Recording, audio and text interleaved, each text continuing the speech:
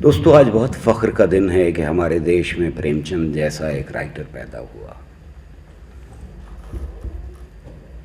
और मेरे लिए फ़ख्र की बात है कि मैंने प्रेमचंद को पढ़ा और उर्दू ज़बान में पढ़ा।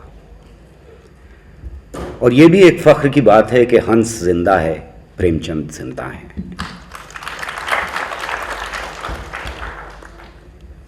दोस्तों, एक और फ़ख्र की बात है जिससे मैं अपनी बात शुरू करना चाहता हूँ।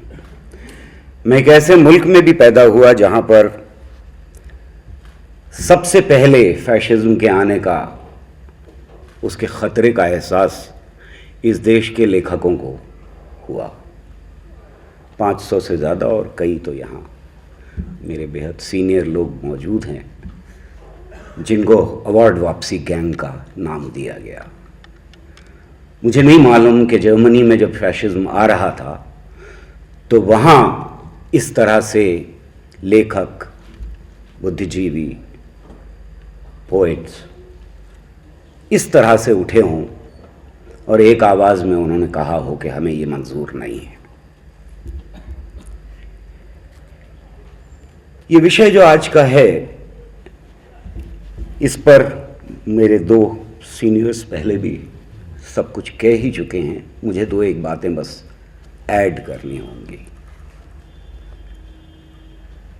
मैं ये समझता हूं कि स्टेट और नेशन का जो अपने अंदर कॉन्सेप्ट है, इंसान के बीच में बहुत ज़्यादा पुराना नहीं है। नेशन स्टेट का ज़्यादा से ज़्यादा अगर ज़िंदगी लगाएं तो 300 साढ़े 300 साल पुराना होता है। और उसको धीरे धीरे देशों में बदलने में और नेशन में बदलने में और नेशन स्टेट में बदलने में वक्त लगा है। तो अगर वो भी वक्त घटा दिया जाए तो लगभग 200 साल का है।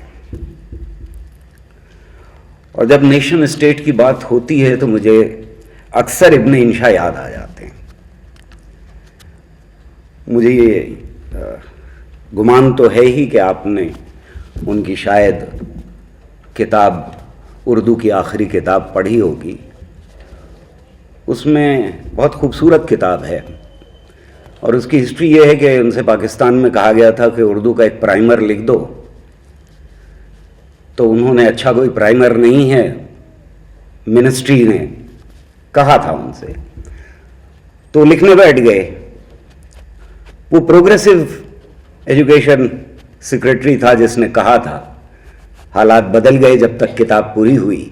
उन्होंने भेजी, किताब रिजेक्ट हो गई, तो उन्होंने भिन्ना के उर्दू की आखिरी किताब लिखी। बहरहाल उसमें एक चैप्टर है जिसमें वो कहते हैं, पाकिस्तान के ऊपर लिखते हैं और कहते हैं कि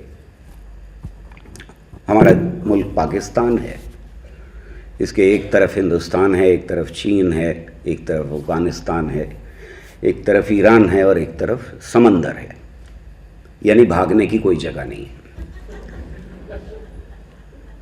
और फिर वो आगे बढ़ते हैं कि यहाँ कौन सी बोलियाँ बोली जाती हैं, तो हमारे पड़ोसी देश हिंदुस्तान में भी वही बोलियाँ बोली जाती हैं। हमारा पहनावा क्या है, हमारा खान पान क्या है, वगैरह वगैरह, ये चलता रहता है। तो आखिर में सवाल है कि जब सब कुछ एक है तो फिर पाकिस्तान क्यों बनाया?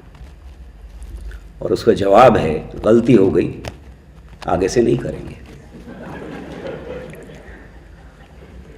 तो जहां तक नेशनलिज्म का सवाल है, मेरे ख्याल में ये डिबेट बहुत पुरानी है और इस डिबेट में दोनों चीज़ें एक साथ चलती रही हैं। एक तरफ पेट्रियाटिज्म, मैं जाहिर है कि